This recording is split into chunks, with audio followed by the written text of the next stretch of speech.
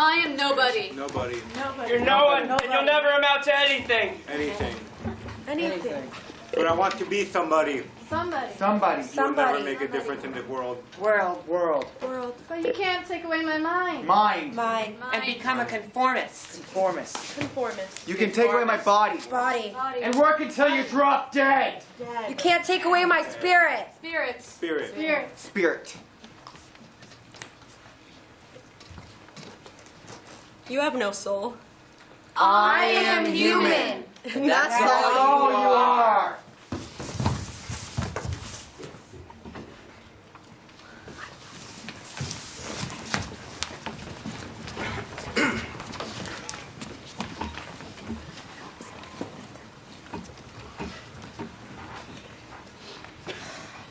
Shoulda. Coulda. Woulda. But ought to. You ought to sleep for 8 hours and feel well rested. No, I want to lie awake at 3 a.m. in a semi-hypnotic state of video game virtual reality. Or maybe I want to ponder the meaning of life, my life for a minute or two. No. You've got things to do, things that you ought to do. God's finger is pressing down on my head like a child's finger smashing an ant, making me a pawn in a chessboard game, directing me. Oh.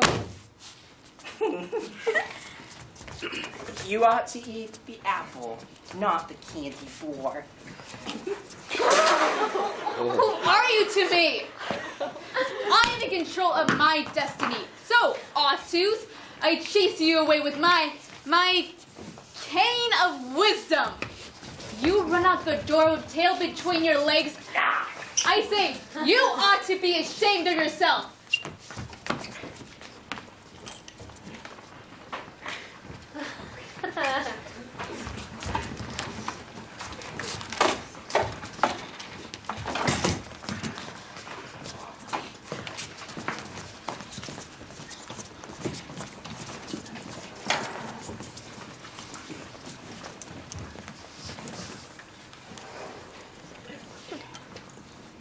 There's a man that sits in the middle of the seesaw. You may say he's invisible, that he does not exist, because no voice is heard. I swear that he's there, though, being pulled in tug of war. One rope on one hand, one rope squeezing the other arm. Veins popping out beneath his skin, but he doesn't make a peep. I swear he's there, though, choking for air as feet press down on his lungs as he is forcefully pushed down on his back. They say he has no backbone, though, to stand up for himself, to stand amid the bodies walking all over him. They say he has a brain.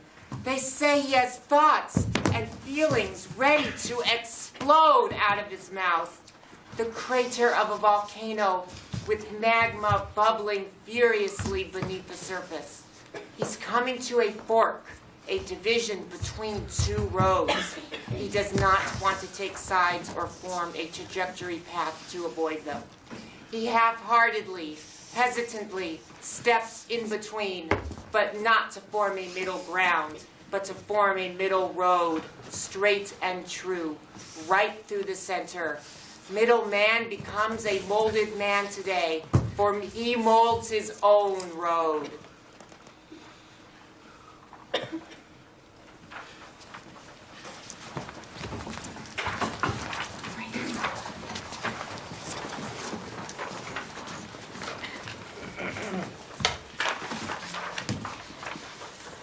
I walk along the edge, peering down into a ravine, peering up above.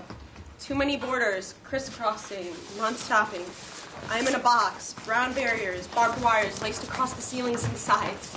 I tried escaping, but my heart just cried, and my insides suffocated from the structural carbon monoxide. Society set rules of social interaction. This thing called race set this steady pace of separation, subconscious segregation. From the time one is born to death, we remain in this box with barriers between us. But we all have hearts pulsating to the same rhythm of life. We all feel the same strife as we push against the barriers of sadness, anger, fear, and death. And yet we let this construction of barriers continue. Destruction of the collective consciousness ensue. I carve a window in my box. Look through the window of my box. Baffled by the shimmering light, feeling things that give such fright. Love for all things, love that nature brings. What is this world beyond my box? Was it not just idealistic talk? I carve a door in my box. Hesitate and then pass through. Something different, something. Outside with open arms, embracing, facing that dream beyond, the barriers beyond, the cursed confines of imagined schemes that society brings. I am human.